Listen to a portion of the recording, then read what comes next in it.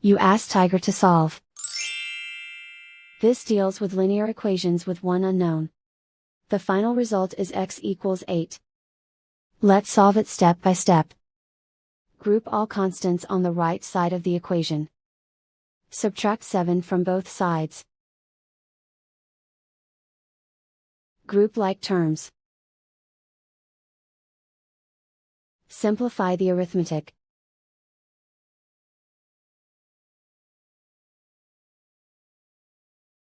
Isolate the x.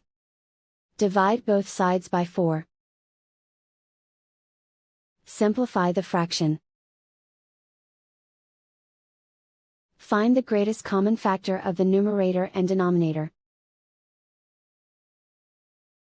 Factor out and cancel the greatest common factor. And so the final result is x equals 8.